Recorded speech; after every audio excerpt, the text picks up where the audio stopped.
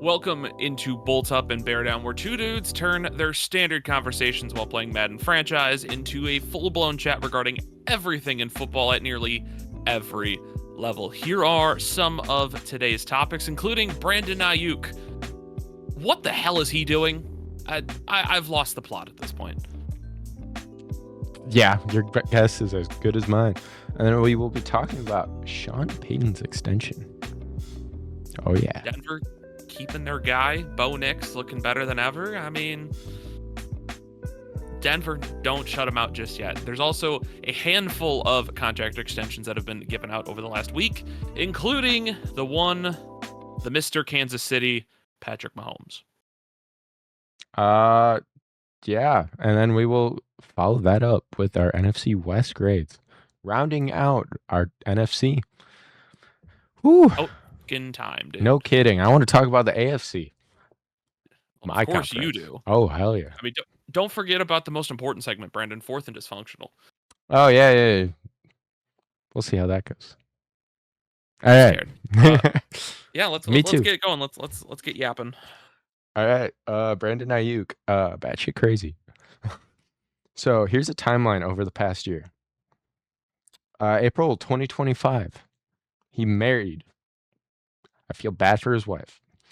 May 2025, he received social media backlash over some lifestyle posts. Because, Brandon Aiyuk making $30 million a year, average American citizen. In December 2025, this is where the batshit crazy starts. He posted a video of him going over 100 miles an hour in front of the San Francisco Stadium. And because of that, in January 2026, a traffic case was opened against him with an arrest warrant issued in June of this year. And then he started posting stuff about how the Niners shouldn't have paid him and how he should be on a different team, and called them the insane ones.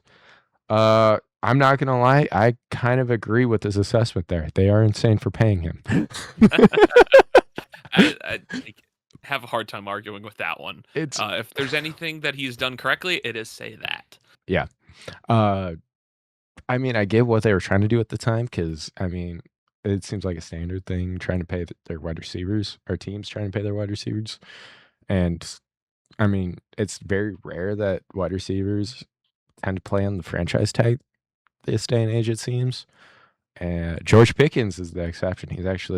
He said he's playing on that franchise tag, but good for him, man. Yeah, and good for the Cowboys. But yeah, Brandon Aiyuk, batshit crazy.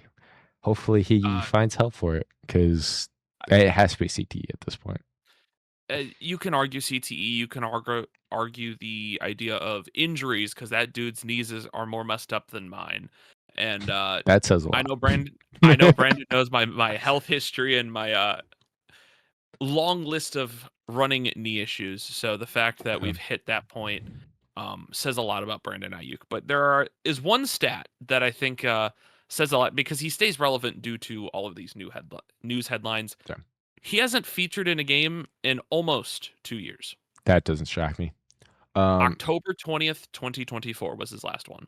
Yeah, because he went out injured and was on the PUP list all of last year. So, yep. Yeah, the Niners are batshit crazy for paying this man who hasn't touched the field for him in almost 2 years at this point. From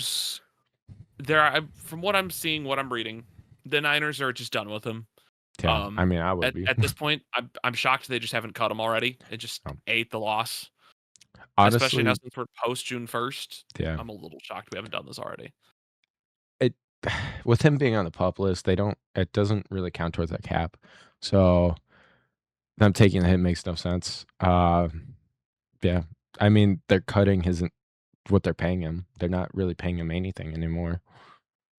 Yeah, I don't see a problem as to why they should cut him, because that gives him the right to sign with another team and kind of get what he wants, which for his behavior, not well deserved.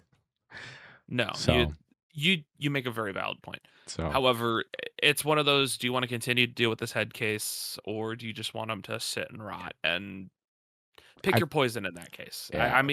It makes more sense to let him sit and rot, but at the same time, then from a certain perspective, at least, that's where the legal issues come in. So I have a feeling there might be more to that. It's a very big gray area that I'm even a little Yeah. not feeling so hot about. I don't know. I'm not. I don't think we'll ever really see Brandon Aiyuk touch the field again. If he does, it'll be apparently with the Commanders.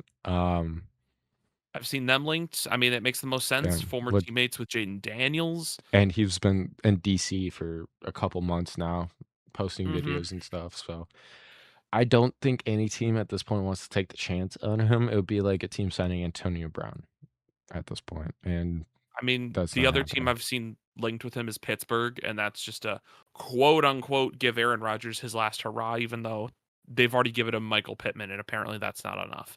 Yeah, So, no. Michael Pittman and DK Metcalf. Forgetting he's on there, w- but not to mention Rico Dowdle, who is still an yeah, absolute bruiser. Like that, they don't need to yeah. give him anything else. He's good. Brandon I, Ayuk at this point, really the only league that makes sense for him is the UFL if he wants to play professional football. But Arena football, dude, we're yeah, dropping his ass all the way down. I UFL, at least it has some ballers in there. Like 5 or 6 of them got picked up to the NFL yeah. within the last couple days, including former Bears running back Ian Wheeler. He is now a Buffalo Bill. Woo. Hakeem Butler, Cardinal. So we could talk And about then that. I think the Bears got Tony Fields, the linebacker, named Yeah. All League, Hey, All UFL. UFL has some ballers. They do, but Yeah. I'll believe it when I see it. Yeah, I need to Brandon see a little Ayuk, more. if he's not taking a veteran minimum somewhere, I don't foresee him ever playing in the NFL again, getting another snap. He's caused so much headaches for the Niners that other teams have definitely taken note. And what they will offer is the veteran minimum at this point. It, I, even if you Yeah. want to offer him that, like At that point, why bother? He's starting to get up there in age too. I think he's what, 28, what, something like that. 28, 29. Yeah. I yeah, Brandon Ayuk, batshit crazy. I think done from the league. Hopefully, it sounds like this is just kind of CTE. Hopefully he gets the help he needs. But yeah, Not a whole lot you can really add on to that. I mean, no, if it is CTE, then I mean we've already seen the effects of it with not only Antonio Brown with CTE ESPN, yeah, hashtag not sponsored. Um, it's one of those things that I think this also comes back to a lot of what we're starting to see is these players retire a heck of a lot early. For example, the Bears center Drew Dahlman is the yeah. freshest example that comes to mind. You sign him to a 4-year deal, plays 1 year. Ah, shucks, I want to retire. Or even a Eh, string of like undrafted free agents. They get signed to a team. They spend like a week or two, and then they're like, "All right, I retire. I'm done with football." I mean, I can even look at the Eagles. Zadarius Smith Yeah, retired last year. They just signed Joe Triton Shoyinka, retired within a week. I Like, didn't even notice he retired. Dang. it literally popped up on my feed. I'm like, oh, okay. Anyways, Yeah, and infamous Bears trade. let me tell you, man, that 7th rounder. Totally I worth think he got 1 whole sack for us. So you know what? I'll take what I can get. it. Yeah, I think. I'm not even fully sure off achievement. the top of my head. But yeah, You're starting to see a lot of these athletes step away from the yeah, game because of the long-term effects, and it's becoming more and more upsetting as a fan, but from a human standpoint, I get it. it's smart. Um, Especially now in the era of NIL, players are making their money sooner.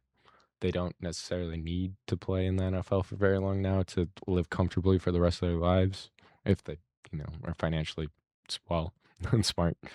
Yeah, CTE changing the game.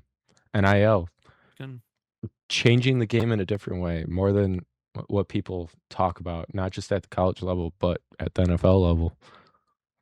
Um, Carson Beck should have retired. What? I didn't say that out loud. what? You never know. He might at this rate. After he Please. has to Sorry. deal with the Cardinals' O line. Sorry, for reference, I absolutely hate the guy. Anyways. Yeah, he looks like a toad. Anyways, Hi guys, Carson Beck here. I think we should move on. Sean Payton contract. How you feeling? Sean Payton new 5-year contract that runs through the 2030 season. Is anybody shocked?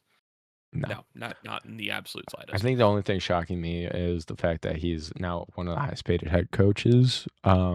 He's a good head coach, I'm not gonna lie, but he is now showing his age. He relinquished play calling opportunities this year to his OC. I know, and if you know Sean Payton, his ego in previous years would not allow him to do that. So we'll see I wonder if how the that was Broncos are the this year. deal. Yeah, We'll but give you this 5-year contract, but you got to let go of this. yeah, but news for he already relinquished play calling opportunities for this upcoming year. That was already noted.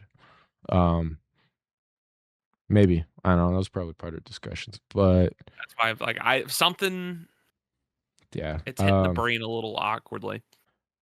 It as a Chargers fan, I mean, I don't really feel one way or another for this or the extension.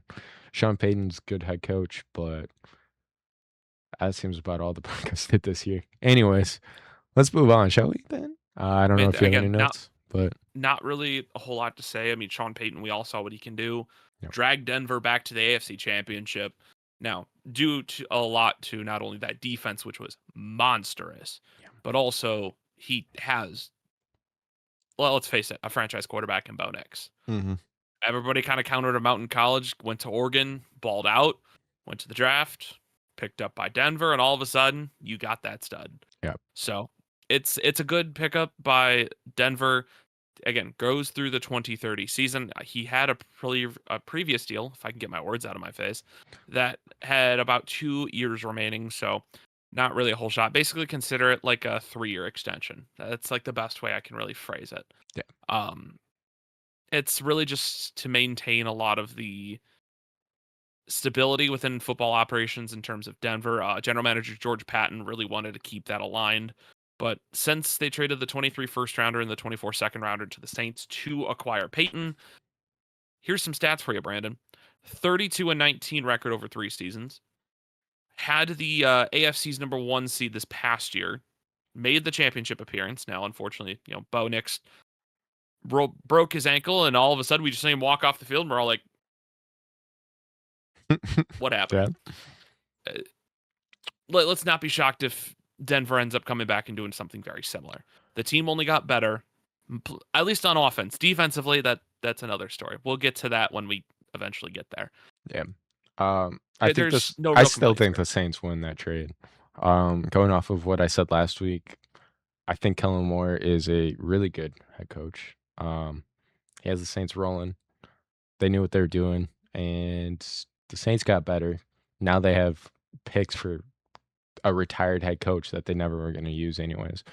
Um, yeah, I don't, I don't see the Broncos repeating what they did last year, but we'll get to that. I mean, you could say the same thing for the Pats too. Yeah. You Oh, could say the same thing about a lot of teams this year. Of they're not hitting the same heights. I even said the same thing yeah, for the Bears.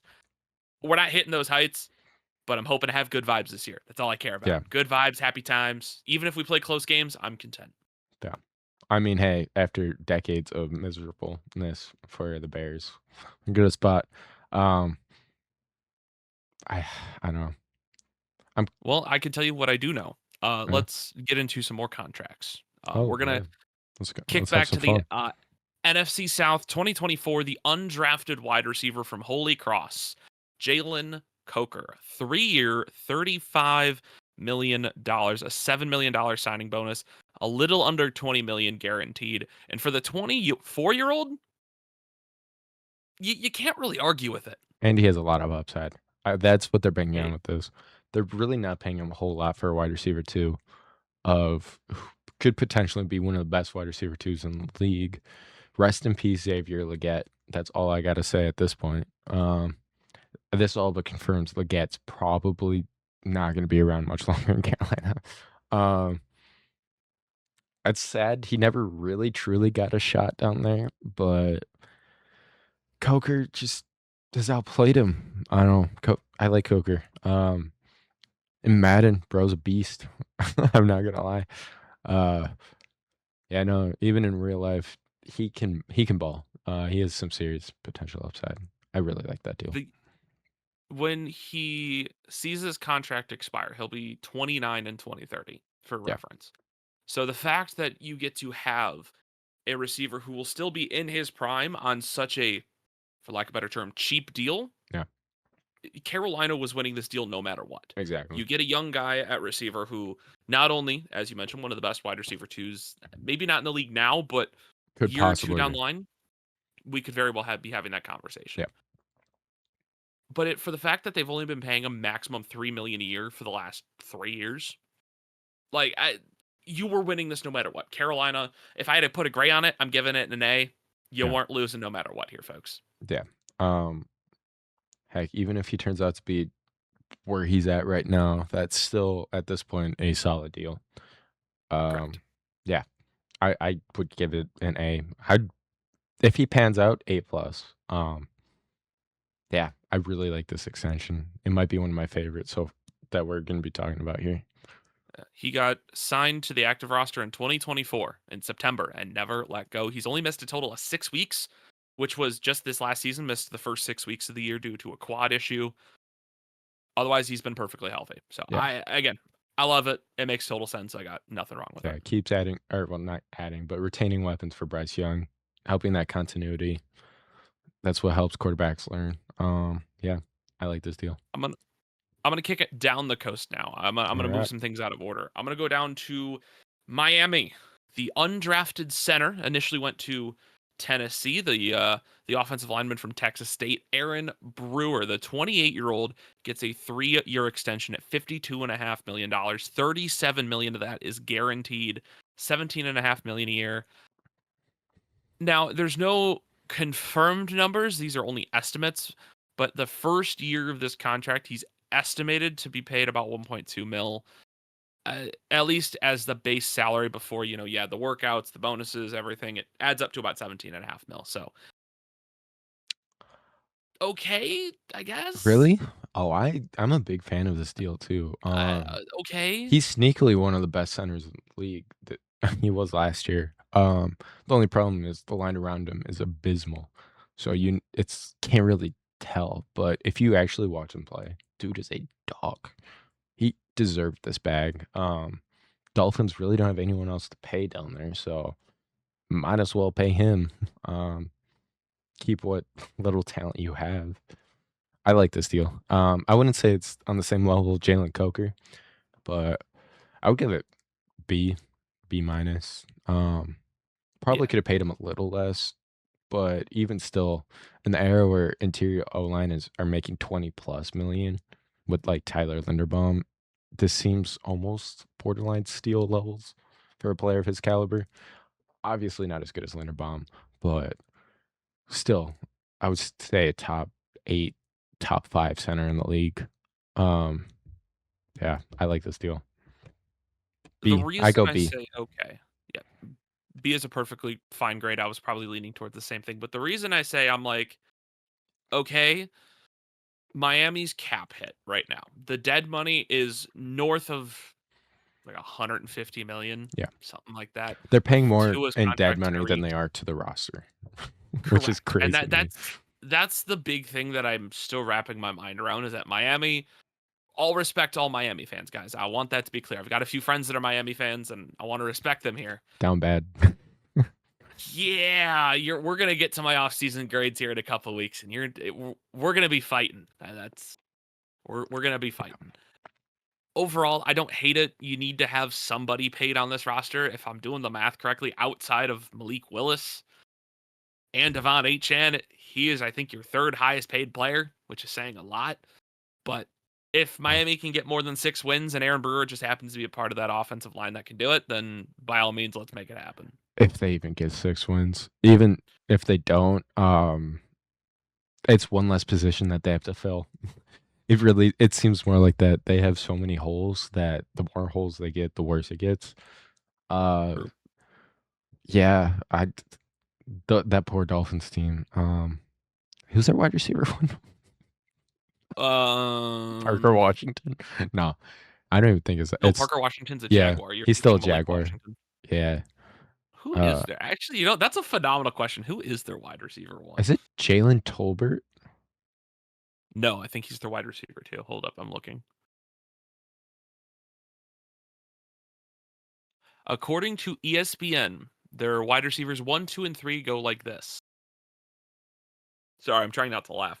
Malik Washington, Jalen Tolbert, and Tutu Atwell. That's a wide receiving trio of all time. I'm gonna be. Is it bad to say that I like Tutu Atwell the most out of the three? I have to agree, bro. Can be a dog. Get him in the slot. He can pop off. He's probably gonna be Malik Willis's top option, and now they have a center to protect for him for a long time. You said Let's. it's a 3-year extension, right? Yes. I believe Malik Willis's deal is also 3 years, so that means they expire around the same time. Trust your quarterback, trust your center. I mean, you got to Yeah, have that combination working. So and the fact if that's the case, then it's only a 3-year deal, so I think he's well, extended for 4 years fully. by the time this deal runs out, he'll be 32. Yeah. So So 4 at years that point, you total can for pick and him. choose. I mean, I think it's fine. Yeah. Yeah. I think we should move on I to don't- the other lineman, though. Shall we? To back up to New York now, if you haven't made it already very clear, Patrick Mahomes will be last. Yeah, I don't need Oh, to yeah, I sugarcoat mean, that. The 25-year-old Wisconsin second round pick in 2023 signs a 4-year, $62 million extension with the New York Jets, an $8 million signing bonus, which I'm going to say this now is my favorite part of the deal because that is nothing. Bag of basically. chips there in New York. This is where it gets you. Almost $35 million in guaranteed money. That's where it falls off the rails. An average annual salary of about 15.5 mil. Brandon, I'm gonna let you start this one because I need a moment to think. I mean, 35 million on a $62 million contract, that is almost half. Um, that's really not that bad if you think about it. I like this deal. Joe Tippmann is fantastic. Um, probably top 5 guard in the league when healthy. I would say maybe top 5, maybe top 8, top 10. At least for sure top 10. Um, as a Chargers fan who had to watch an abysmal interior O-line, making sure you have a solid interior O-line running through Joe Tippmann, I like the deal. I give it an A minus. Player of his caliber could Consider probably get more. considering I'm looking at this, usually the website I use has like an injuries tab, right? So you see how long these guys have been out? No injuries tab for this guy. So that's Yeah. generally speaking a very good thing. His 3 years in the NFL, he has not played less than 75% of the snaps in the league. Consistently healthy, he's consistently there. Really, this was going only one way, and especially losing Elijah Vera Tucker, you had to pay one of them. You took the younger guy. Now you have who's playing left guard for him? I think it's Dylan Parham, former Raider, if I remember correctly. Who's solid. Uh, He's good I enough. He's a bridge player. the Jets are Yeah. going all in on youth, Yeah. and I Solid. don't blame them for it. You have to go all in on youth. As a team So, that seems like it's been a retirement home over the past decade, I like this deal even more.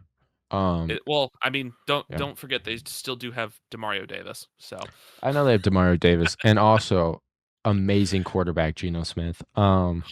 my apologies, forgot about the goat. Yeah, come on, man. Yeah, that number, like that jersey swap for Geno Smith went crazy. I don't know how people did it so well. I, It's a tough one. I still uh, have. I mean, I'll actually no. I'm going to save that theory for 3 weeks down the line when we talk about the AFC East, yeah, and then when we have our second special guest, I'll say. I think that's when we very bring on special. the third person of the trio. Yeah, very, I very am special. I'm scared. His name's Joe, and I know he doesn't watch this, but if he does see this, I love you, buddy. I'm scared. I'm Yeah. very scared. Oh yeah, me too. He's gonna hate my takes. That's all I'm gonna say. Oh yeah. There's about to be conversation, and I will be called stupid multiple times by him. I am going to be wearing I'm going to be probably wearing a dunce cap next to him after that. Oh So, hell yeah. let's stop beating around the bush in this one, Brandon. Let's get into the mega contract, buddy. All right. Do you want my Patrick unbiased? Do you want my unbiased or biased opinion? Can I read the statistics for this before you jump in? Go for it. So now, for reference, this contract has been renegotiated. So these are the now updated statistics of this. By the time this contract runs out, he will be 38 years old. And at that point, I say this respectfully, he should be out of the league by that point. Patrick Mahomes, I'm reading this verbatim, signed an 8-year, $504,750,000 contract with the Kansas City Chiefs with just less than $400 million guaranteed with an average annual salary of just above $63 million.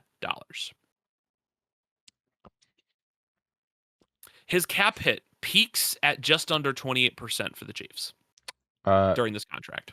yeah. So do you want my biased or do you want my unbiased opinion? All right, AFC West analyst, go for it.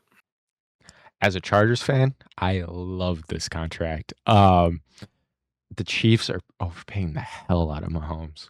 I'm sorry. I'm just gonna say it. Mahomes, not the same player he used to be. Especially now that we basically destroyed his knee. We don't know if he's ever gonna play the same again. Now that he's back from his ACL, I want to say it was ACL, UCL, and PCL. I think it was all three that we may or may not have accidentally destroyed. Um, yeah, they're paying an awful lot of money for a player who the past couple of years has been. I'm sorry. I'm not going to sugarcoat it. Average at best. Chiefs offense has been abysmal over these past couple of years. That defense has been what's saving them, and now they're paying over a quarter of their salary cap to Patrick Mahomes. Um, I think this for the Chiefs dynasty at this point starts to fall off fully. They were already on a downward slope, but now it just I don't really see why the Chiefs would agree to this deal. I'm not gonna lie. They had a solid contract before that allowed them to field a pretty good team. This falls behind. I'm not a fan. I give the contract maybe a D plus. D. I would say a D. We talked about it earlier. This day and age, players are retiring earlier, and if you're playing on that destroyed of a knee, he's not playing till 38. Yeah, there you go. That's my biased opinion. Unbiased opinion, exact same. I hate this deal for the Chiefs. Well, I love this deal as a Chargers fan. Hate this deal as the Chiefs. For the fact that they're giving out the first $500 million contract, this is going to start asking a lot of questions. Now, from a Chiefs standpoint, you get your franchise quarterback who's brought you numerous rings, numerous AFC championships, probably has the most sold jerseys in Chiefs history outside of maybe a handful of players. Um, you want to keep Mr. Kansas City in Kansas City. Yeah. In my mind, I can't imagine Patrick Mahomes on any other team. No, It is I don't either. strange Yeah. when I see it. That is where I think the money comes in. Is you're paying for the name at this point rather than the ability. Because statistically speaking, yes, he's been average. The eye test does speak a different language. Because, well, when you're watching him play, he does have that sparkling play on the occasion. And that is what still brings a lot of people back into Kansas City. Now, for the fact that I'm also looking at this down the road, where, okay, if you're a franchise quarterback right now from the 2024 class specifically, they're on year 3 of their deal, folks. They can start contract negotiations as of this season. And that is where I am scared. Yeah. Caleb Williams has to get paid. Jaden Daniels, will he get paid? Right now, I think it depends on what happens this year. Drake May's going to get paid. Who am I forgetting? Oh, I forgot the man himself. We just talked about him, Bo Nix. Oh, how could I forget? And then, of course, Spencer Rattler. Come on, I got to give the guy respect. So these guys are going to get paid. Yeah, and a lot now of money. sitting with a $500 million contract, it's going to make me start asking a lot of questions of where these new rookie extensions are going to be at. Are these going to be $200-300 million extensions? Are these going to be slightly more realistic? I mean, right now, the average salary for a quarterback for 1 year is $20 million. That is set by not only Malik Willis, but Aaron Rodgers. That is the template. Starting quarterback, 20 mil. Cool. That's why Jacoby Brissett is arguing for more money. We'll talk about him in a little bit as well when we do our NFC West ratings, because the Cardinals are a football team. That is one way That of is putting it. that is the one thing I am genuinely scared about this Patrick Mahomes contract, is what it's going to be doing to these teams down the line. We're already continuously stretching the salary cap every year. I think it went up, what, 20, 25 million this past offseason? Yeah. I would imagine it's going to go up more over the next handful of years. Yeah. What does it mean for the league? What does it mean for the future quarterbacks? What does it mean for the future players? It's great for Kansas City. Everybody loves Mahomes in Kansas City. He's a part-time owner, and I want to say the KC Current. I want to say he's one of the minority owners, which Yep. is the women's soccer team down in Kansas City. Big proponent of the Royals, Sporting KC, which is the MLS side. He's He Mr. is Kansas Mr. City. Kansas City. Yeah, There's no 100%. other way to put it. You're going to have to pay him. Yeah. So I do agree with you. I don't think this contract was overly favored for Kansas City, although this season, as things stand and what has been estimated, he will only be eating up about 11.5% of the cap. Next year is where it peaks at 28. So That's the problem, if though. they That's the problem with the deal is they're not paying anybody this year. They should be front loading this contract. If they tried, but they clearly didn't get it their way. So no, Patrick Mahomes on a metric shit ton of money over the next almost, no, I don't want to say decade, 7 years. who knows? He might start demanding more money once the cap goes up again for the 40th time. He better be playing as an MVP caliber by age 34. Then that's Yeah. what I got to say. And he hasn't for the past couple years. So Still winning Bulls, man. Still putting rings on his fingers. how much of it is him, and how much of that defense carried him over the past couple years? And as Example A, 2024. he didn't do that much. Correct, because they lost Yeah. by 20 points. Exactly. That O-line is miserable, and it feels like it's getting worse. They lost half their secondary to the Rams. I can't wait to talk about Oh that. yeah, Man. no, I don't like. The more and more I think about this deal, the worse and worse my grade gets. I almost want to give this grade or this deal. You know what? Screw it. I'm changing my grade. F. I hate this deal. It was fine before. Why renegotiate on an injured man who legitimately might be average when he comes back at best? Because I just gave you all the reasons. yeah, but we're forgetting how easy it is to re-aggravate. Once you tear your ACL and all that once, very easy to do it again. I wouldn't be shocked if he's perpetually injured for the rest of his career. 2 words, buddy. Justin Fields. I'm a believer. You know what? If that means Justin Fields can ball out, hell yeah, but I'm for it. Give this, me. That doesn't change this grade or this deal. No, it doesn't. Not F. The running back room outside of Kenneth Walker, which, hey, Great okay, pickup. sure.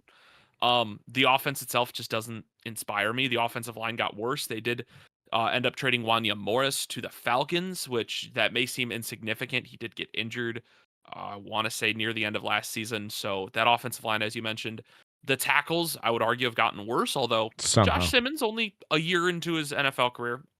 Give him a little bit of time.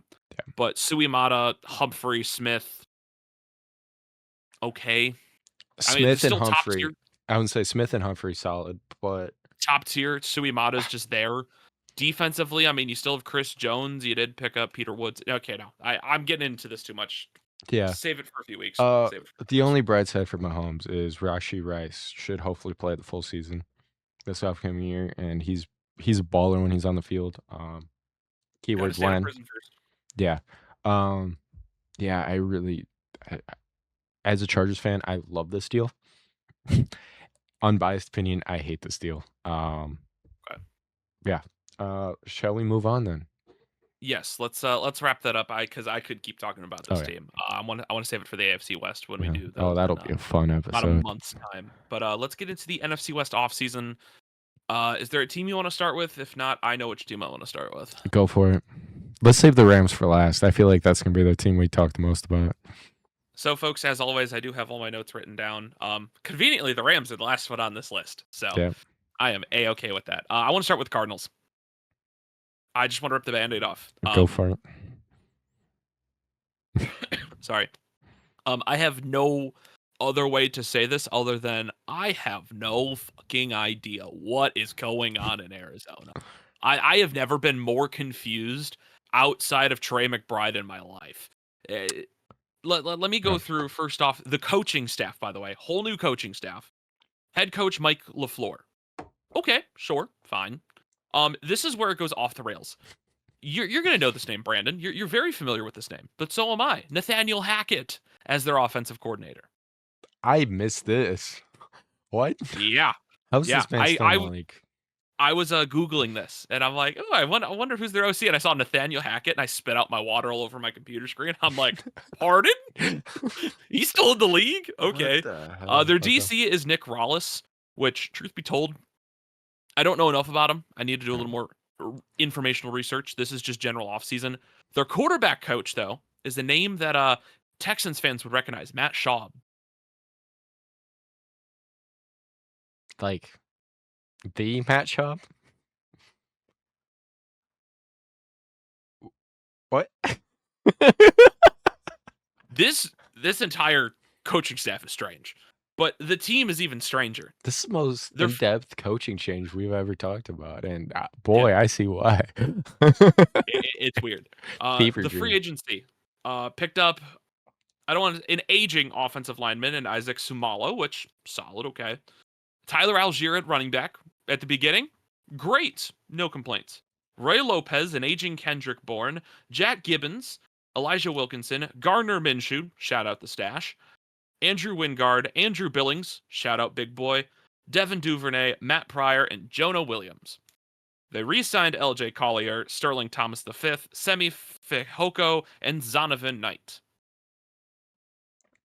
I haven't even touched the draft yet, and I'll be honest, I think that will, the more I look into it, that my grade might change slightly. But this roster is just a body of names. Yeah. Hold on. Defense. I would say we need to go through that. Go through that there. draft. You see, okay. Oh yeah, we need to, especially their first round pick. That's boy. We have thoughts about that. Round 1, pick 3. Everybody knows it. Jeremiah Love. Shock of the draft. Game. I wouldn't go shock of the draft, but definitely up there. We'll talk about that in a moment. Let me read through the whole thing. Offensive guard Chase Bisontis out of A&M, round 2, pick 34. Quarterback Carson Beck, yuck. Round 3, pick 65. Defensive tackle Caleb Proctor, round 4, pick 104 from southeastern Louisiana. Wide receiver Reggie Virgil, round 5, pick 143 out of Texas Tech. Round 6, linebacker Carson Sherrar, pick 183 from Iowa. And then offensive tackle from Ole Miss, Jaden Williams, round 7, pick 217. Some notable UDFAs. Ole Miss receiver Harrison Wallace III, and defensive tackle, I can't even read my own handwriting. Dammy Williams from Oklahoma. There you go. So, this team exists. Yeah. This team, it seems like they knew they weren't competing this year, and so I don't know how to word this without me sounding insane. Please, you don't sound insane, man. Okay. I like the Jeremiah Love pick for the Cardinals. I like it a lot, and here's why. I feel like I need to explain myself. You're gonna have to, especially in a very loaded running back room. This team knows they're not competing this year. Heck, they know they're not even competing next year. Probably not even the year after that. So why not just take the best player, arguably, in this draft? He's the best offensive player, hands down, in this draft. No ifs, ands, or buts about it. He could potentially be generational. Keyword, potentially. That's why I don't mind this. Nathaniel Hackett, when he was on the Jets, I got to give him props. He knew how to run the ball. Breece Hall had a fantastic year, if I remember right, under him. He did. So that coach signing makes sense if you think about it. They're probably going to be running the ball a shit ton.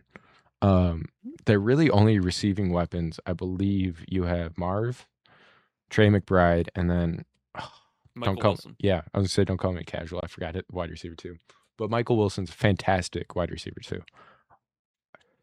This team is young. Outside of quarterback, they knew they weren't getting a quarterback this year because let's be frank, this quarterback class seems pretty bad, like really bad, like one of the worst bad or like not worst bad, probably one of the worst in the past 5 years, maybe even decade. There's nobody that stood out. I'm sorry, Mendoza might be a league average quarterback at best. I mean, truth be told, that's all they really Yeah, need is just somebody who exactly. can sling a ball minimum 3,500 yards a Yeah. year. And Jacoby Brissett, when he was on the field under Jonathan Gannon, he played pretty well. I won't deny that. Uh, this offseason just feels like they knew they weren't competing this year. And like I said, they're not competing over the next couple years. So I don't mind the Jeremiah Love pick at all. Um, why not take a chance on a possibly generational talent at running back? Heck, I remember when David Johnson got drafted to the Cardinals and bro popped off and was nuts for that team way back when. And that team was still irrelevant with a bunch of nobodies around him outside of Larry Fitz. And I think Carson Palmer was the quarterback at the time. Still, like 80-year-old Carson Palmer. Um, they have the defensive talent on that roster as long as they're on the field and stay healthy. This team is young, can develop. I don't mind their offseason. I'm not saying it's a fantastic offseason by any means, but I wouldn't say it's as bad as people are probably making it out to be. Um, I would give them like a C plus B minus offseason. They're taking a chance on a generational prospect, and it's in a league that seems to be shifting more and more back to the run, like old school football. Running backs are going to start gaining even more and more value. Why not take a generational talent? Okay. Um, Free agency, they could have done nothing, and I would have said it's basically the same thing. Yeah. The two guys I would say are probably the most notable, that being Samalo and Algier. Now, when the Cardinals got Algier, I'm like, finally, this dude gets to ball. About time. I have been waiting for this guy to get his chance, and this is where I ever so slightly disagree with your love take. Yes, you take the best player available. Yes, best offensive player in the draft. I fully agree with that sentiment. There's an ounce of me that feels really fucking bad for Tyler Algier. You get told you're going to be Yeah. RB1, you're going to do all this, and then you go ahead and draft the guy that's going to start ahead of you. I wouldn't Like, even. that's gotta suck. Algier wasn't going to be an RB1 down there. They still have James Conner. Yeah, I mean, they still have Trey Benson, but Yeah. the expectation is that what Algier was going to step in, because Connor wasn't going to be ready for the season, Trey Benson wasn't going to That's be ready fine. for the season. So you start Algier. And even then, he's not a bad running back. So No. I pulled up the Cardinals running back room. They have It's like six guys. it is a very solid group. It is arguably Jerem probably the best running back group in the league. Up there as a group, yes. As a as a group, group. yes. As a group. I will agree. From top to So bottom. they've got Yes. Jeremiah Love, Bam Knight, Corey Kleiner, who, okay, He's not making the roster. James Conner, Trey Benson, and Tyler Algier. Yeah. As a group, is providing most of them can stay healthy. I mean, we also saw how many running backs they ran through last year. Sure, fine. This The part that's it's like I feel bad for Tyler, man. I Okay. really do. I don't disagree with you. I do feel bad for Tyler, but I mean that's a chance you take in the league that, you're gonna sign to a team that's gonna draft the same position. That's always a chance you take. All I gotta say is it seems like the Cardinals knew they were gonna draft Jeremiah Love from the beginning if he fell to them. And the fact that he did, I think this shows you what they're going to do this year. They are going to run that ball at you, whether you like it or not. Um, that's probably why they don't really care about paying Jacoby Brissett. You can have as much as you hate him, Carson Beck throwing the football, and as long as he completes 50 to 60% of the passes to the 3 receiving weapons that they do have, that's all they need. They are going Sorry, to I run just that can't believe you football. said that sentence. Oh, I know.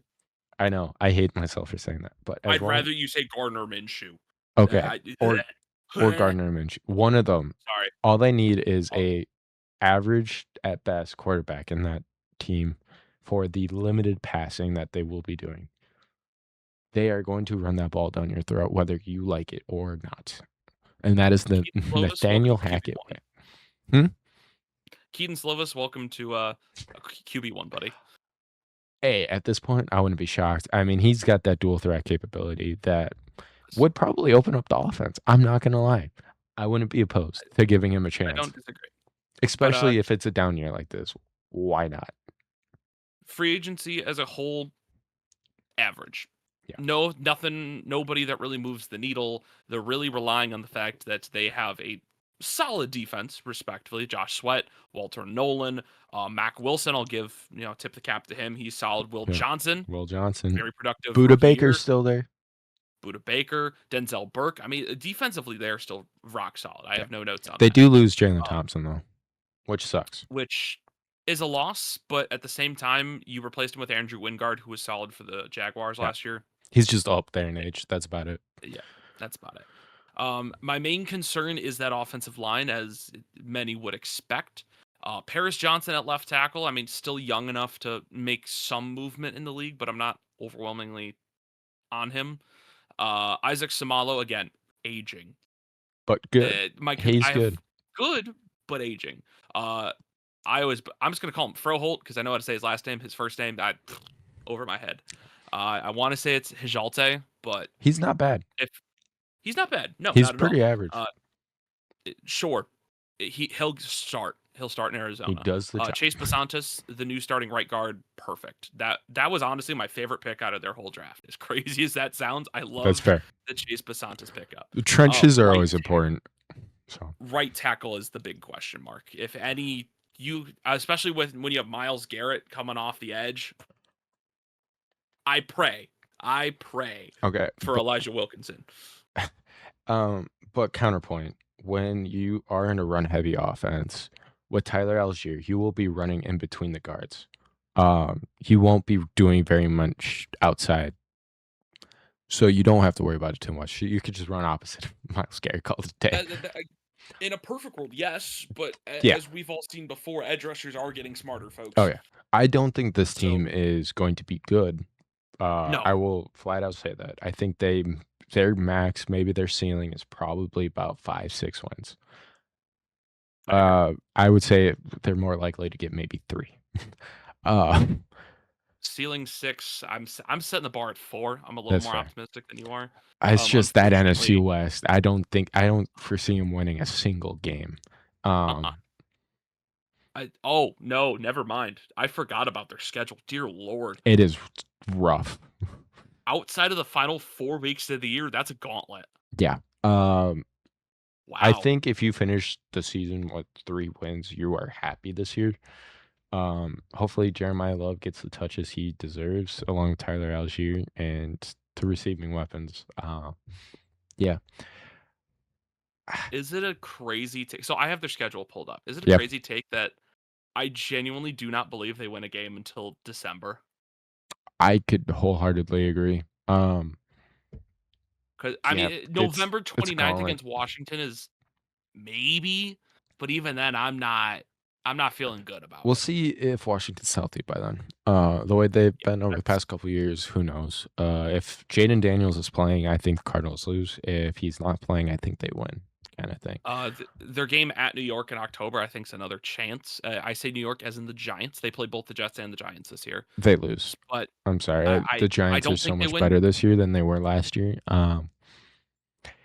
Yeah, Cardinals fans, be lucky if you guys win 4 games. Or be happy. All respect to my Cardinals fans out there. Yeah, all 2 of you. Most irrelevant team in the NFL. It will be irrelevant again this year. I think out of the 4 final games you have against the Jets, the Saints, the Raiders, and the Niners, I think you honestly win a few of those, but that's about it. Yeah. Sorry, folks. Sorry, Oh, I haven't Cardinals. given my grade. Yeah, I haven't let's given my hear. grade. You said what? C, C, B, I something like that. gave it a C plus. I went C minus. That's fair. It's nothing moved the needle. You're not I as only big of a praised it. fan as Jeremiah Love as I am. That I pick, I also should say. knocked it down for Carson Beck significantly. That was about it. Okay. Ignore I, Carson I Beck. How do you feel? C. C? Okay. So he gives it a C. It, Let's be real. yeah. Yeah. If you can't tell my immense hatred for Carson Beck, I think he's a bum. I think he's terrible. I don't care what people think. I don't care if people are like, oh, he wasn't that bad for Miami. Yeah, you know what? He lost. So, anyways, I got that out of the way. Sorry. I don't like the way he plays. I don't think he's good. I would literally rather watch a box, just a cardboard box play football. I think it'd be more productive. Yeah, So, honestly. All right. Let's move on. I think can we Seahawks. go in order of how I? Oh, you're thinking Seahawks? Yeah, sure. We'll go Seahawks. Let's go talk Niners. Okay, I was gonna say I'm going in the way I think the NFC West is gonna unfold, which I think will be the Niners in third, but not by much. Oh. All right, free agency. I'll be honest. I think the two out of the three names that I'm about to list first are the only reason my grade is what it is. Mike Evans, which I personally am a fan. okay, sure, I'm a fan. Vidarian Lowe, don't need to know who it is. Offensive tackle from Illinois. Dre Greenlaw's back.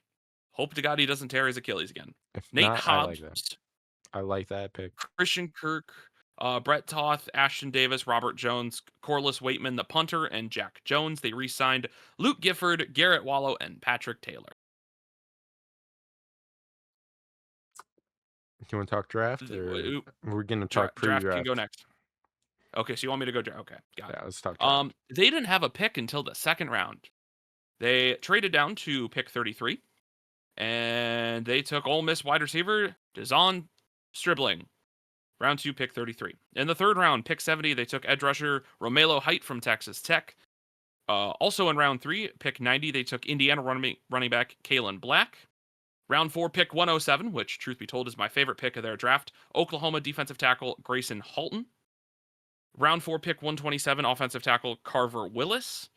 Round 4, pick 139 from Washington, corner Ephesians Prysock, which that's a name of all time. Yeah. Round 5, pick 154 from Louisiana is linebacker Jaden Duggar. And rounding out their draft, round 5, pick 179, the offensive tackle from Kansas, Enrique Cruz Jr. Notable UDFAs. A whole donut. There wasn't a single one. I don't mind this offseason by them. I'm not going to lie to you. The reason I say that is they have a great team already when healthy. That's got to be noted when healthy. Kyle Shanahan is arguably the best play caller in the league. I would say probably the best personally. Um, it feels like they didn't really move the needle, and that was on purpose. They didn't have to. All they need is everybody back and healthy. What they did add was just depth in every position which they needed.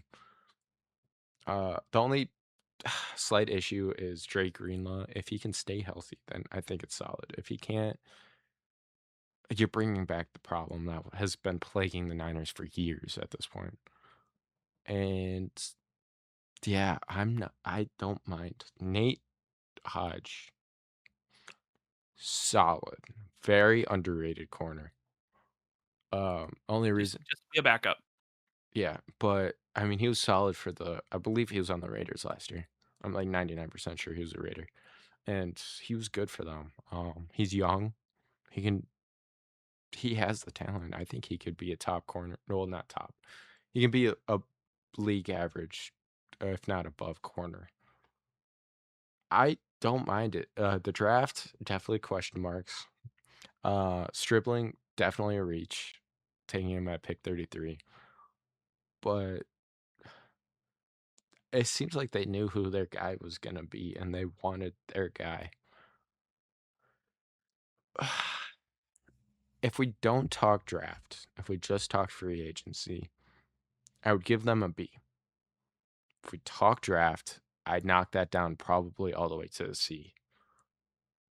They didn't have to do a whole lot, and they didn't, but they could have. When the Rams are making moves like they are, it feels like you almost have to follow suit. Otherwise, you're going to fall behind in what seems like a very powerful arms race in that NFC West. So Okay. it reminds me of the AFC North. I got to admit, I want to say it was 24 or 23. There's three solid contenders, and then the Cleveland Browns. And we're the And we're Cleveland the Browns. Cleveland Browns. It reminds me so much of that, where you have the three contenders just constantly beating up on each other, and the Cardinals are just gonna be the punching bag for all three. Yeah. That's gonna be the okay, time to give the secondary guys a chance. Yeah, basically. Okay. Couple things. Forgot to write this down. Osa Adigizua also added to that defense. Mm-hmm. I want to say just prior to the draft or during the draft is for a third rounder. Cool. Fantastic pickup. I'm a fan. That I works. love That that makes a lot pickup. of sense. I'll be honest. If you include the trade, raises my grade ever so slightly. And honestly, it flips it up a letter. I will say that now. Taking away the trade, free agency, Mike Evans, no notes, perfect, love it. I don't care if he's 32. You know what you're getting out of Mike. Yeah. If not, Dre he's a Greenlaw, veteran presence in that receiving room, which isn't bingo. bad. Dre Greenlaw, solid. You know what? Niners know him very well. No notes. Nate Hobbs, Christian Kirk, solid additions just for depth. Vidarian Lowe, I think, is very underrated. He won't be the starting or the backup left tackle to Trent Williams, although, to be honest, I think he should be, but that's my honest opinion. Corliss Waitman's just a punter. Cool. Um, if we're talking free agency as a loan, I'm giving like B minus C plus. Okay, that's fair. Mike Evans does 90% of the work there. Without Mike Evans, this is a terrible. I'll be honest, I don't think it's a good free agency. Yeah, that's understandable. They didn't do a whole lot. I haven't even touched the draft yet Oh because boy. I'm about to piss some people off, buddy. In a good way or a bad way? Oh, I'm about to anger some people. The average age of this draft class is over 23 years of age. Yeah. Romelo Height is 25 as a rookie. You do realize the Niners are just an old team in general at this point, right? And that is why I do not like this offseason. Now, again, I do want to give Kyle Shanahan a lot of credit. He is a top coach in the league. He is a top 3, and he is not 3. I will say that right now. He is good. I have nothing but respect for him. However, this offseason, Lord, outside of Mike Evans, and I'll say Dre Greenlaw, I'll give a credit. Whoa, Osa, bro. And Osa. Okay, fine. And Adding in Hodges. Osa. And Hodges. Maybe I'm higher on Hodges than you are, but I think Hodges? I am. Yeah.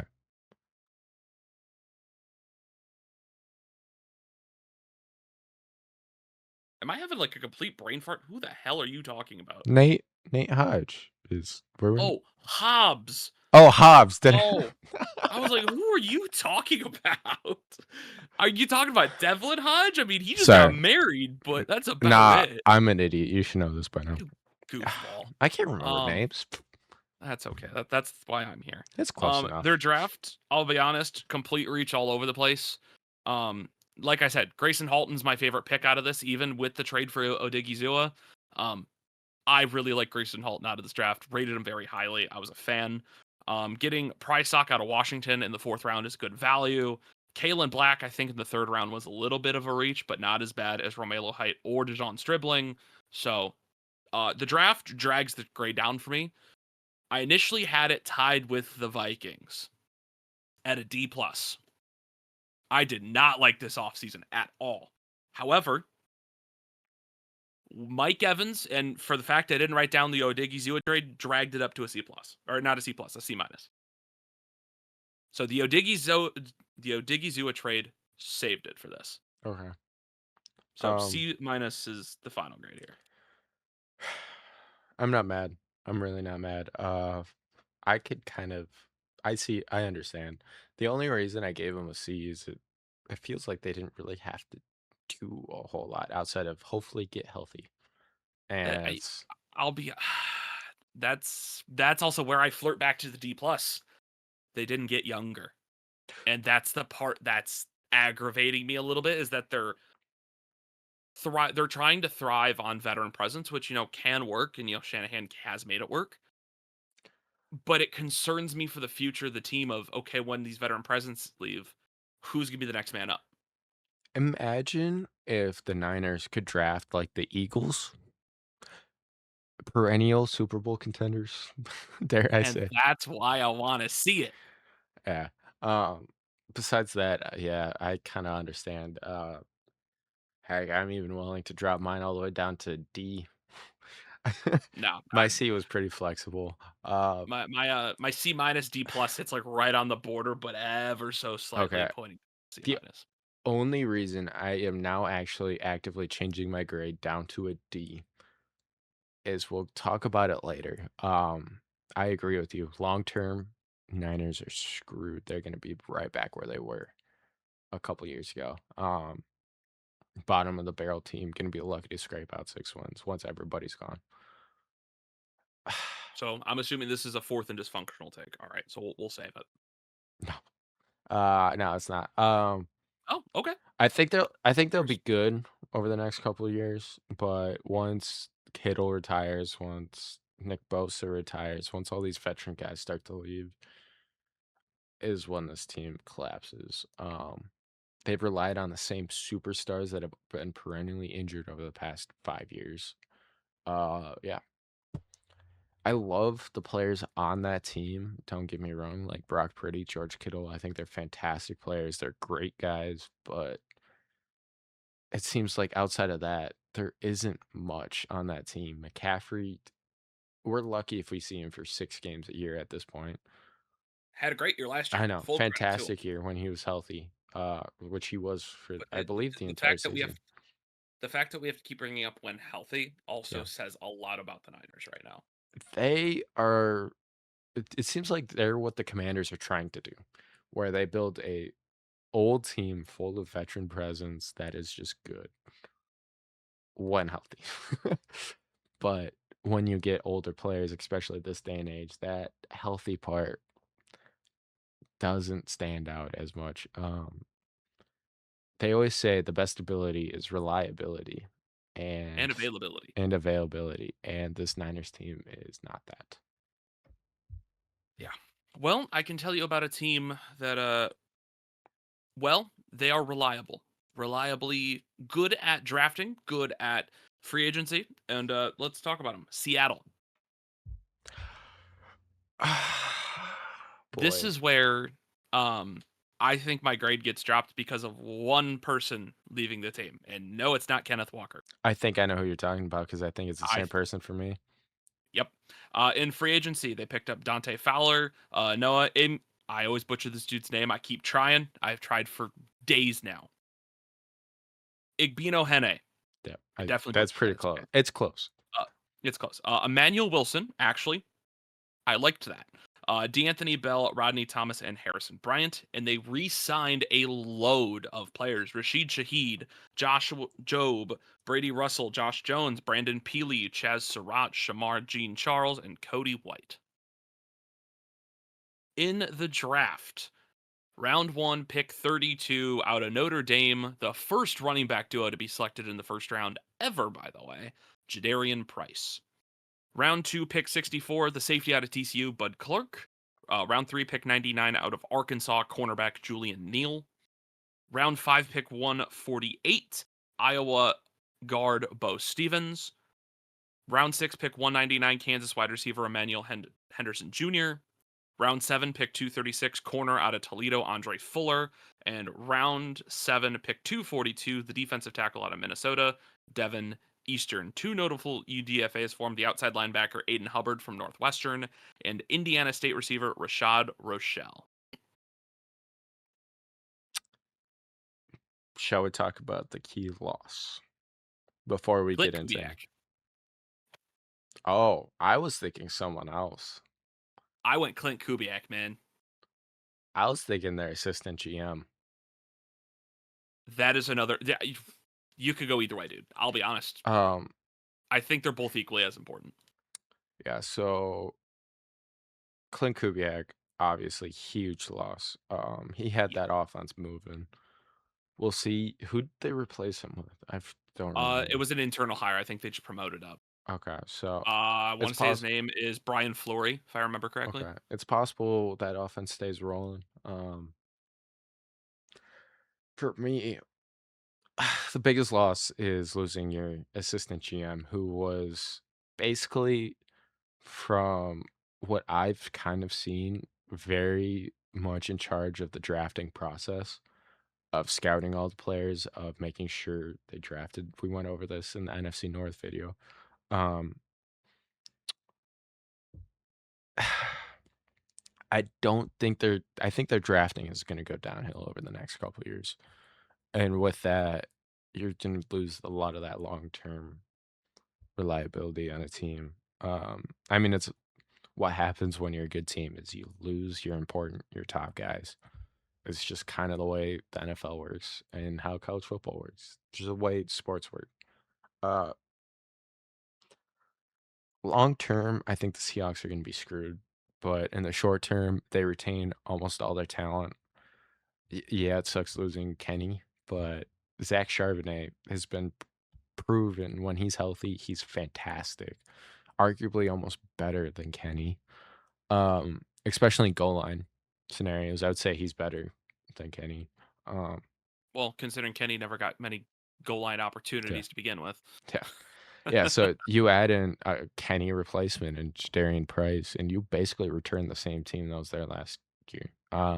And I think that's the part that people aren't talking about enough is that the team didn't really change. No, Why would you change a working formula? And I'll be honest, exactly. I think they added to it. Starting with the running back room, like, yeah, like you mentioned, losing Kenny Walker to the Chiefs. Yeah, It is what it is. it sucks, but Kenny was starting to get injured all the time, so it's maybe not a bad thing losing him.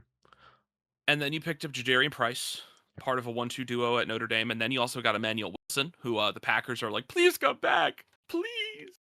Um, Alongside George Holani and Zach Charbonnet, the running back room, I'll be honest, I think it got better.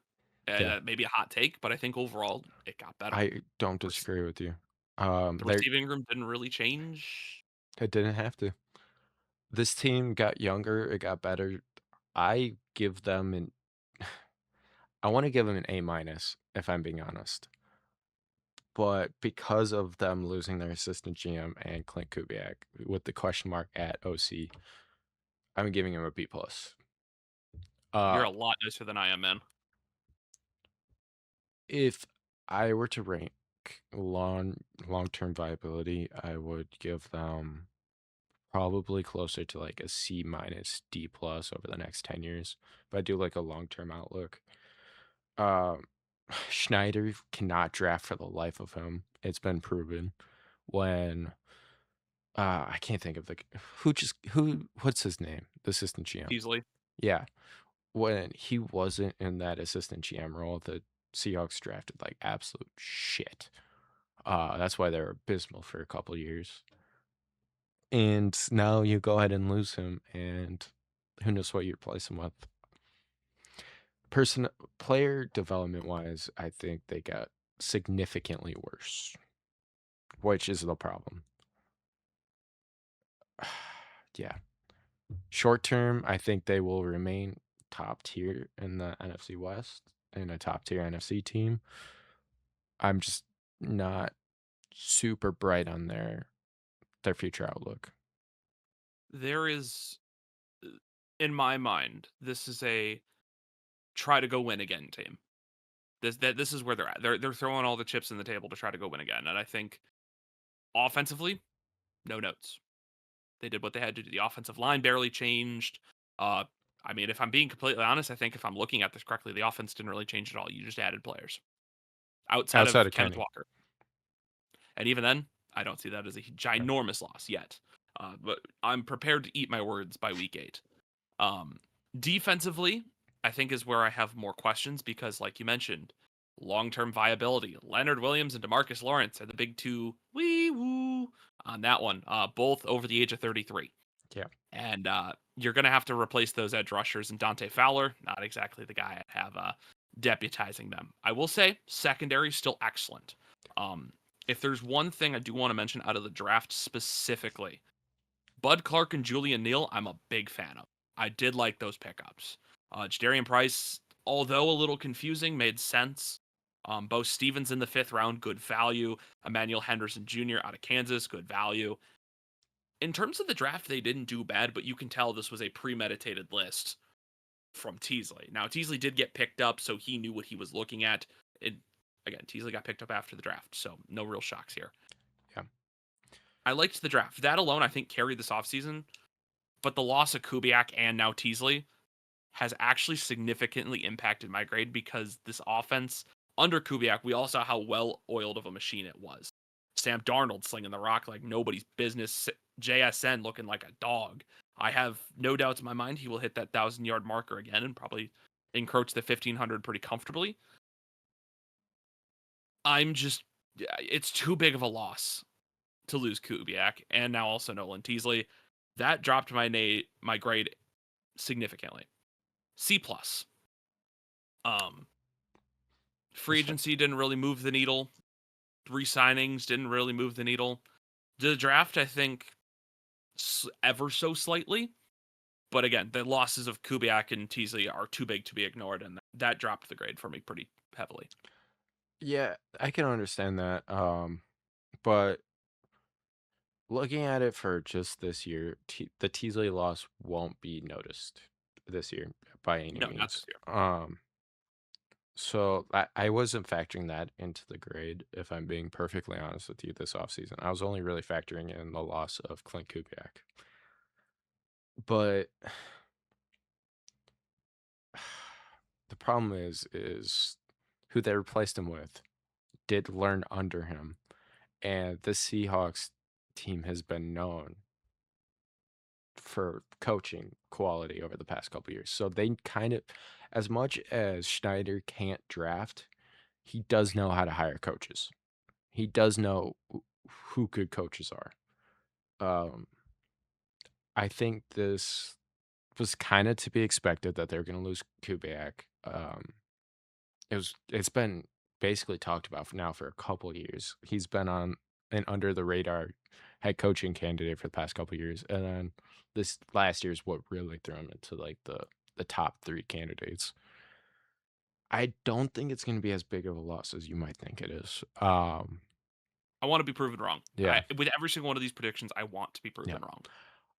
I think the Seahawks team continues to roll. I still think they're a top NFC team. I'm more interested to see how they replace Teasley.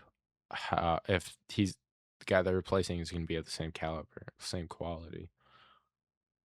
I don't know yet, and that is something we'll figure out years from now. But if I'm being honest, I don't think they will be able to. Most of the Seahawks team was that they have developed, like all these players. These were all Teasley picks. Um, yeah. Uh, it feels like in the next couple of years they're going to be what the Niners are right now, where they're relying That's what on scares these. me. Yeah, they're going to be relying on these veteran old guys with the lack of talent coming in, and we'll see.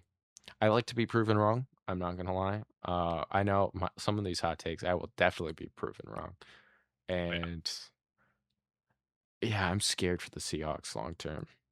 But You want to talk about a team that should be scared for the long term? oh boy, let's move on then. LA Rams. Yeah, In terms of free agency and re-signings, very short. Most of their action was in terms of trades, which again, I'm gonna reiterate it just for the sake of we're putting it on paper. We all know what happened. In terms of free agency, they picked up Jalen Watson, Grant Stewart, and Joe Cardona. They did re-sign Ronnie Rivers and Laurel Murchison. Um, in terms of the draft, round 1, pick 13 out of Alabama, quarterback Ty Simpson. I think one of my biggest what the fuck picks. At least initial reaction was what the fuck. And I think a lot of people had the same reaction. Now, I have a slightly different answer. Round 2, pick 61, the tight end out of Ohio State, Mac Player. The offensive tackle from Mizzou, round 3, pick 93, Keegan Trost. Round 6, pick 197, the receiver out of Miami, Florida, CJ Daniels. And round 7, pick 232, the defensive tackle from Alabama, Tim Keenan III. 3 notable UDFAs. Now, they had a lot of them picked up. Tight end Dan Villari out of Syracuse, the corner from Mizzou, Dre Norwood, and the defensive tackle out of Tennessee, Jackson Moy. Now, the 2 big trades that happened, we're going to start off with the slightly smaller one. Corner Trent McDuffie leaves the Chiefs, goes to the Rams for a round 1 first in 2026, which was the 29th overall pick, which they traded that away, fun fact. That's a fun conversation. They also trade away the 2026 5th and 6th rounders alongside a 2027 3rd rounder, and they also gave Trent McDuffie a 4-year, $124 million extension. And now for the other one, which we've already touched on. This was an episode or 2 ago now. However, Myles Garrett will be joining the Rams.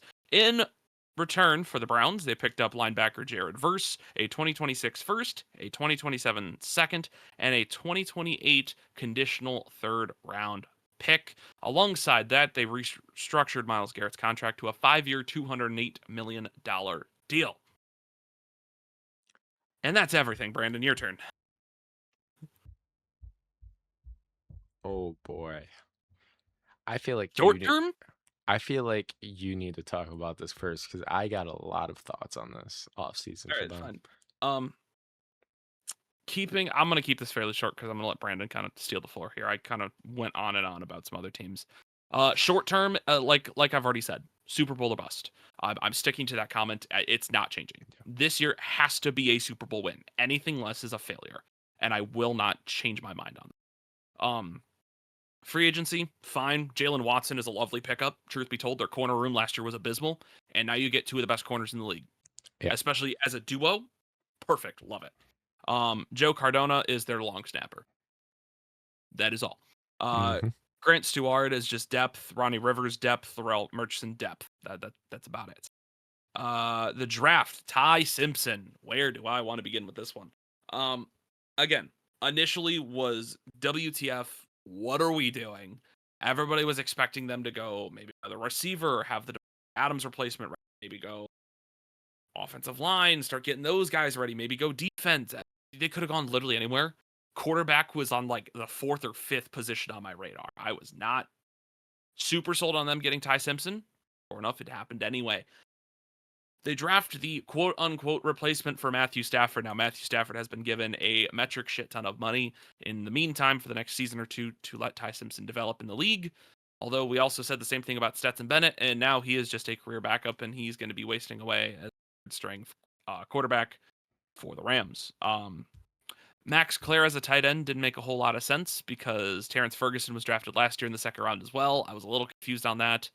Tyler Higbee's not getting any younger, but Colby Parkinson's your tight end 1, and he's only like 26, 27.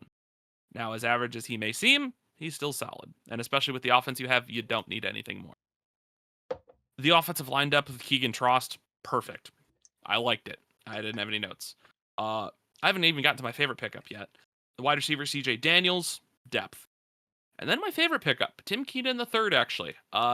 Maybe a hot take. He's solid. And for the fact that you got him in the 7th round, I have no notes. It's one of those ones that you take a look at it and you're like, okay, sure. Solid pickup. I mean, there is there starter potential? Maybe. I Not mean, on it's a this 7th Rams round team. pick. Not on this Rams team presently. But as things stand, Tim Keenan could be one of the future defenders, and especially with how many people are on contract after the season, it begs to show a lot of the questions. So with Trent McDuffie slotting in at, I would more than likely guess the right corner, Myles Garrett slotting in on that edge next to probably Byron Young. This is the super team of super teams, folks. There's no other way to beat around the bush. For the fact that this season is Super Bowl or bust, I gave them an A. For this season only. beyond that, you know the chart that you just see the massive spikes that go down. That's how it goes. You mean a stock So market chart? that thing. Outside of this, it's just downhill. So a win this year shuts everybody up, and then you see the team disband because I fully expect at least half of these dudes to leave after this year. That being said, with that, it falls to like a B, purely for the fact that you get one of the best edge rushers in the league. You get the best corner duo in the league for the next few seasons. I mean, the money's out there. This team's old, hence why the Super Bowl or bust. I'm gonna shut up. Brandon, your turn. I agree. It is definitely Super Bowl or bust. But the only reason it's Super Bowl or bust is because of what they're doing in LA. Um, I know I was light on the Seahawks for losing their GM or their assistant GM. However, this Rams team, I'm not going to be so light on because he's been doing this for the past 10 years, and you think he would learn by now. Yes, they have one ring, but this is when it starts to collapse. Even with these trades, I'm looking long term and I'm factoring that into this grade. Are you ready to hear it? Can I take a guess first? Go for it. I'm sitting somewhere around a D. You are high. I'm giving them an F plus. Holy sh! The Okay. This clip right now. Let's go. Let's All right, go, buddy. The only way this offseason works for them is if they won that Super Bowl. If they don't, they are so screwed over the next couple years. They're not going to be able to do anything. They're going to be the Cleveland Browns. That's okay. Finish, but that's inaccurate. Okay. If you look at their contracts expiring, they are losing, what is it, 11 starters, I believe, after this year? Mm-hmm. Yeah. Just about. Okay, so 11 starters you have to replace. With what picks? With what money? You got to pay Puka. You got to pay all these other players that have been making jack diddly shit off of the fact that they haven't had previous high picks. Puka Nacua, I believe he was, what, a 5th round pick, I want to say? He's been making, I believe, about $3 million a year as a top receiver in the league, if not the top receiver in the league. Mm-hmm. Yeah. He's going to be demanding a shit ton of money. $45 million is what I'm expecting, what he's going to be demanding. He's going to be banging that table for a JSN contract. It'll be probably around the neighborhood of $45 million. Jamar Chase is getting paid 42. It'll be around that mark. Where's all this money going to come from? They extended Matthew Stafford. They're paying him next year. They got to pay Puka this year. They don't have the money for all of this, nor do they have the picks to replace all of this. I've had this Ty Simpson pick explained to me in the way that, hey, they can win the Super Bowl this year and then have the franchise quarterback of the future. Yeah, that's the only justification for it. Yes, but here's the problem with that justification. You can't pay Puka Nacua this year. Devontae Adams isn't getting any younger. He's probably going to be retiring in the next year or two. Who do they have outside of those? They need a wide receiver replacement. Guys, are you forgetting about my GOAT, Tyler Scott? Oh, yeah. Like, come on. My bad.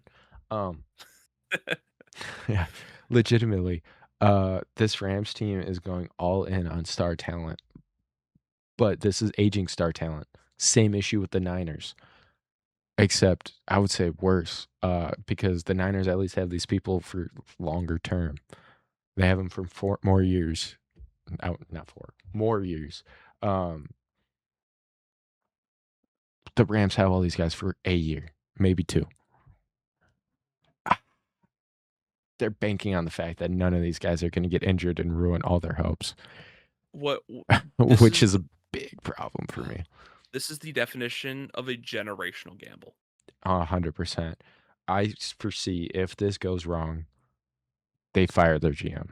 Sean McVay will stay, Well, but that's, if he doesn't get talked out of, wanting to retire for an eighth time. yeah, uh, I don't foresee if they have to go through a rebuild. Sean McVay probably isn't going to stay. He's won his rings. That's all he can ask for. He's done. He's a fantastic head coach. He's done what he I needs to heard, do. I heard Miami's looking for a new head coach. Yeah, Sorry, Jeff Halfley. yeah. Um, I don't like this offseason by them. It's fine doing a generational gamble if you feel like you can do well. If they were the Seahawks where they won the Super Bowl, then you do the generational gamble. These guys did not win the Super Bowl last year. Shit, they lost to the Seahawks several times last year. They're probably going to lose to them several times this year, even with the added talent. I don't like this offseason one bit. None of the draft picks make sense. Uh, Ty Simpson mm, makes no damn sense.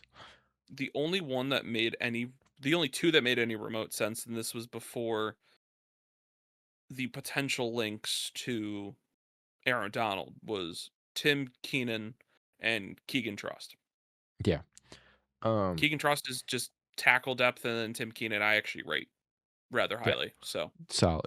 The limited picks that the Rams have had over the past 5, 6 years have been fantastic. Don't get me wrong. But this is where they're starting to run into the issues of taking those later round guys. When you take later round guys who are making jack shit on their contracts, they demand more money to make up for that fact later. And that's the issue they're now running into. Is now these players are demanding more money to make up for the money that they haven't been getting paid. I get the fuck them picks, we ball kind of thing, the mentality that they've been doing over the past 10 years. But the you're very fact good at it, Madden. I try. Uh, hey, I've gotten better. The fact that it just doesn't seem like they're going to be I just don't like it. I flat out I'm not a fan. Um Hence the falling stock market chart after yeah. this season. Like I just don't see them. I mean, sure they'll still compete Yeah. because they're the Rams and they'll find a way. But you have to win the Lombardi this year. Yeah. There is no debate, no question. You have to win, and if you Yeah. don't, it's a failure. Yeah, you traded away a cornerstone of the future in Jared Verse. You traded away a round pick, and arguably what's going to be the best draft in 2027. It is a Right? bold thing to do, but Yeah. the chips are all pushed in, man. 2028, even some of those players from 27 are probably going to stick back and go to 28. So you're giving Hmm. up a second round pick in 28. And then at that time, Miles Garrett, that contract's not going to be looking as good anymore because he's going to be older. They're probably going to want to offload it. So say they do trade him, that conditional third now all of a sudden becomes a second again. And just like that, you're missing 3 top picks for the next year or next 3 years. I don't like it. Pretty soon, what they've been doing, where they've been trading for all these proven talent and all that, is going to start catching Hmm. up. Where they're not going to have that depth that teams need to replace all these aging guys, which you can kind of already see in the Rams. Say Miles Garrett goes down injured. Say Matthew Stafford goes down injured. Say Puka goes down injured. That team all of a sudden becomes significantly worse. Hmm. I mean, Puka's having off-field issues right now. He might not play for a little bit if he gets suspended. That offense takes a nosedive without Puka, and they're not going to be able to resign him after this year. They don't have the money. Respect my boy Jordan Whittington. Yeah, like, I mean, they're going to get reps, but not by the Rams' choice. It's going to be because players are old. Devontae Adams, they're banking on his production remaining as high as it was last year. He's at that point where any year he could just fall off a cliff. It could be this year. You never know. Again, it's the gamble. Maybe it comes from someone that loves teams that draft and develop in like the Chargers. And I used to watch the Cowboys a ton. All these teams that draft and develop seem to have more long term viability and competitiveness. They're less streaky. Whereas this Rams team, yeah, right now they're about here. Year or two, they're gonna be like all the way down here. Where yeah, I mean, I think in a year or two, I think the Browns are gonna be a better team than them. I know it's probably a hot take, but I personally think the Browns are a quarterback away from being a Super Bowl contender. Well, thankfully for you, Brandon, we could talk about that next week when we do the Yeah. AFC North. So, do you even want to do a fourth and dysfunctional at that point? Because I think that Rams take's already going to piss off enough people. Maybe, but I don't know. I also have a hot take. All right, we'll get into fourth and dysfunctional. Yeah, I don't have a fun, catchy intro, but welcome to fourth and dysfunctional, where Brandon writes down a hot take, and I have no clue what it is until we start recording, aka right about now. So, Brandon, take it away. I don't think you're ready for this. It I is mean, NFC West related. I wasn't ready for your F plus grade, so it hit me. If they stay healthy, I will lead it off with that. I think the I'm Niners already win the NFC West this year. The Seahawks losing Clint Kubiak is such a big issue. I don't know if they can repeat. It's such a huge question mark.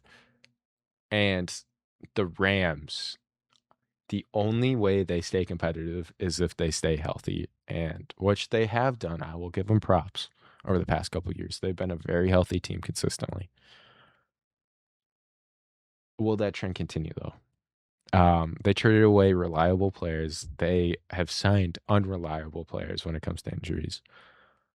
I don't foresee I think the Rams finish.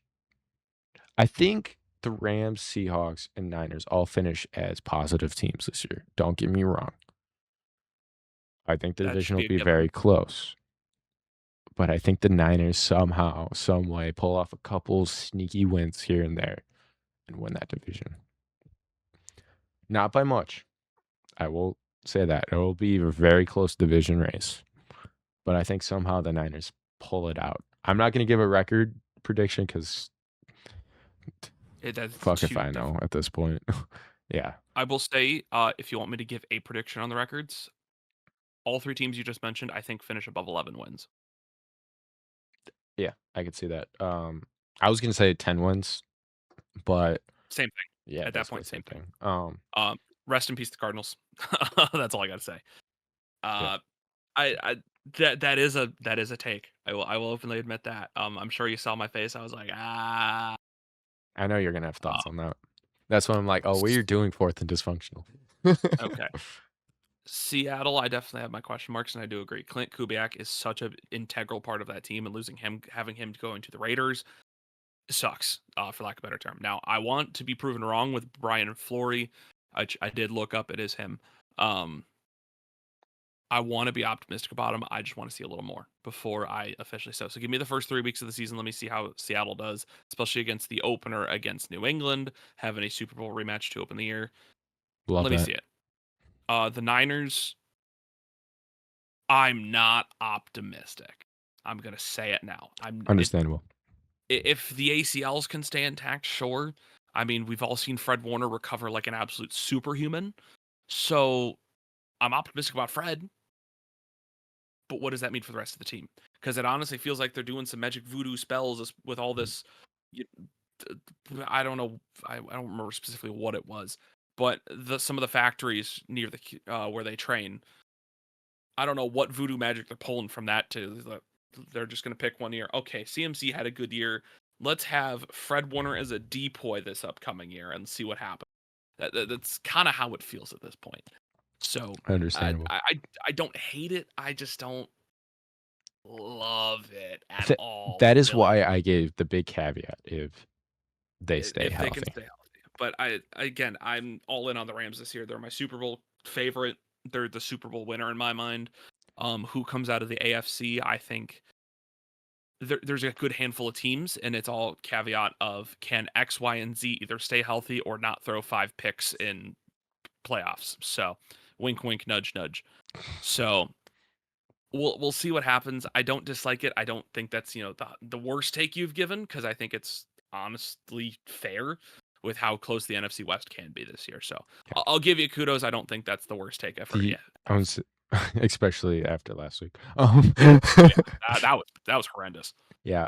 No, the Saints one was diabolical.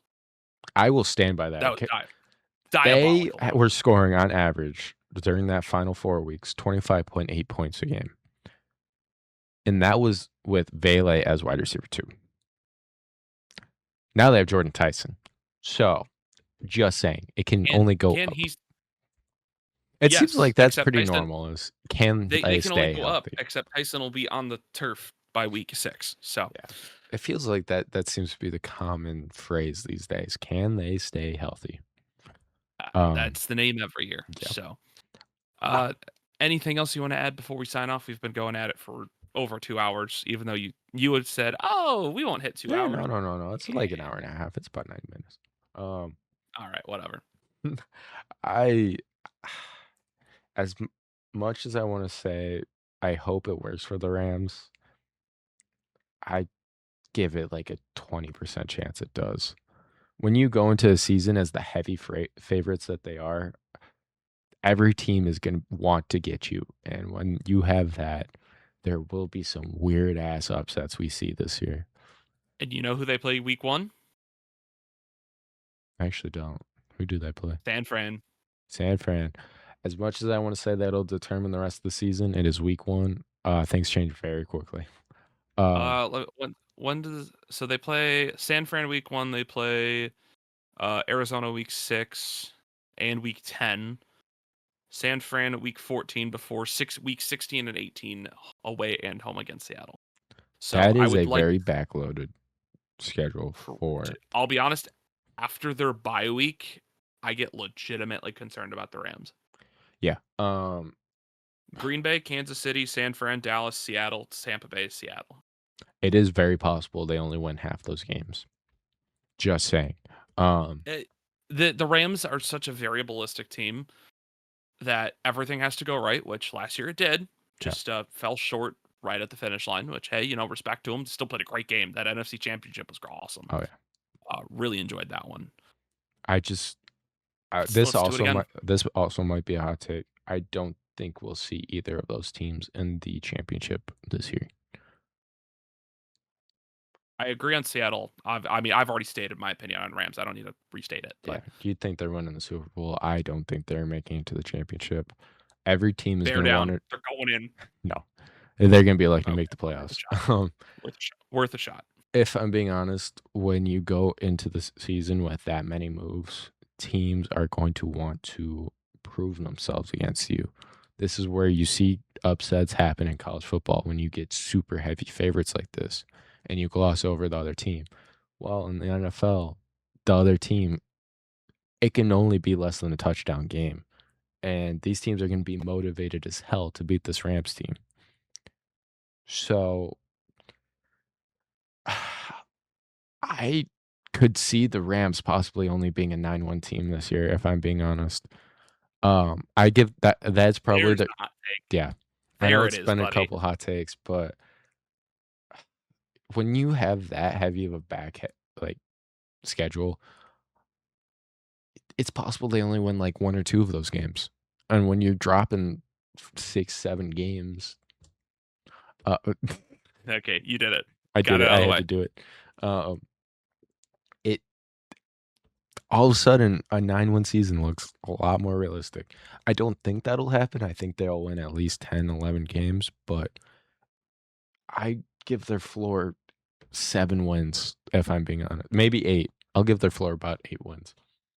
Okay. Well, I can tell you, the Cardinals are giving their floor as tickets as low as $23. So, if that says anything, I like your odds of that. But Yeah. Brandon, let's wrap it up. Let's call it a night. As you can tell, Brandon's got to change of scenery. That's why Yes. things have been taking a little bit longer. Social media content has slowed down a little Oops. bit. I Brandon moved. decided to move closer to me because he missed me so much. That's So true. Yeah. the way it'll work from now is that we'll get episodes out when we can. We'll get recordings out when we can, and make it happen because this is all at the end of the day just a lot of fun. Yeah.